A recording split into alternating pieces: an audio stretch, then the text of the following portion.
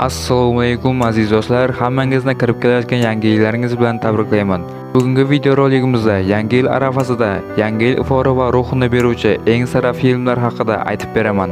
Agarda siz bizning kanalimizga obuna bo'lib qo'ysangiz, bu biz uchun yangi yilga ulkan sovg'a bo'lar edi. Biz esa boshladik.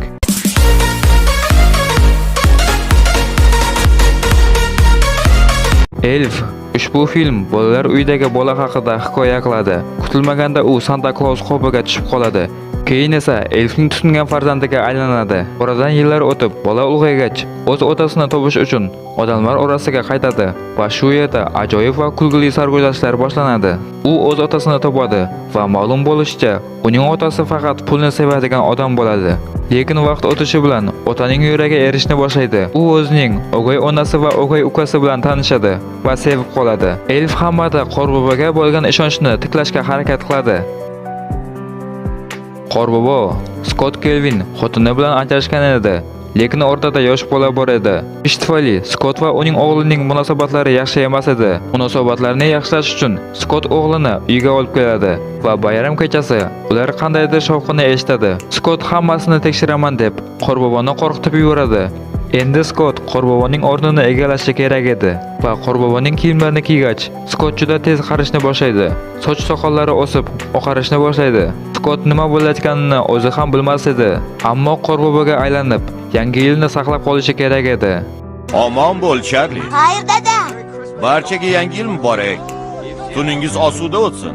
Yomon Santa bosh qahramon shahar markazida yosh bolalar uchun soxta Santa rolini o'ynab beradi. Lekin aslida bu filmda bir insonning barbod bo'lgan hayoti ko'rsatilgan. Bayram arafasida esa uning hayotida bolakay paydo bo'ladi va uning hayotini o'zgartirishga harakat qiladi. Bu oraliqda esa sizni ajoyib komediyalar kutib turmoqda. 34-ko'chadagi mo'jiza.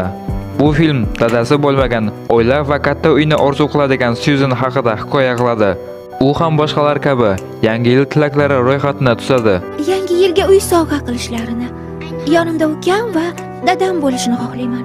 Ammo o'zi Qorboboga ishonmaydi, chunki Susanning onasi bu xom xayol ekanligini aytgan. Lekin ta'til kunlarining birida shaharda notanish odam paydo bo'ladi va u ko'rinishidan haqiqiy Qorboboga juda o'xshar edi. O'shandan keyin Susan va uning onasi mo'jizaga ishonishni boshlaydi. Men janob Kringledan shunaqa uy so'ragandim. U va'dasini ustidan chiqdi. Undan uy, dada va yana bir narsa sovg'a qilishini so'ragandim. Uchinchisini biroz kutishim kerak shekilli. Grinch yangi yil o'g'risi. Kunlardan birida bayram va xursandchilikni yaxshi ko'radigan ertaknamo shaharda Grinch ismli mavjudot dunyoga keladi. Maktab paytida bolalar uning qalbini chilpa-chin qilishadi. Shundan keyin Grinch shahardan ketib, tog'da yashashga qaror qiladi. Grinch yangi yilni yomon ko'rar edi va shuning uchun u yangi yilni o'g'irlashga qaror qiladi. Bu film o'z davrining yutuqli filmlaridan biri bo'lgan. Uyda yolg'iz. Ha do'stlar, bu filmsiz videorolikimizni tugatishning iloji yo'q. Menimcha hammamiz yangi yil arafasida shu qiziqarli filmni qayta va qayta ko'ramiz. Meni oilam Floridada. Men bo'lsam Nyu-Yorkda. Shu o'rinda bizda savol tug'ilishi mumkin. Nega bu kino juda omadli?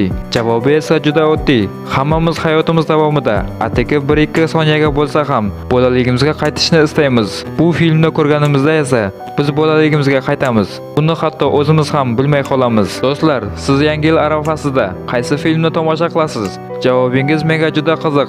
Buni esa albatta kommentariyada yozib qoldiring. Shu bilan bizning bugungi videorolikimiz ham yakunlanyapti. Kirib kelayotgan yangi yillaringiz bilan hammangizni tabriklab qolaman. O'ylaymanki, hammangiz yangi yilni oilangiz davrasida kutib olasiz. Xayr, sog' salomat bo'ling. Ha, aytgancha, bizning Telegram kanalimizga ham obuna bo'lishni unutmang. Bu yerda har kuni qiziqarli faktlar va YouTube'ga qo'yilgan barcha videolarni bu yerdan topsangiz bo'ladi. Kanal silkasini videoning opisiyatsiyasida qoldiraman. Xayr, sog' salomat bo'ling.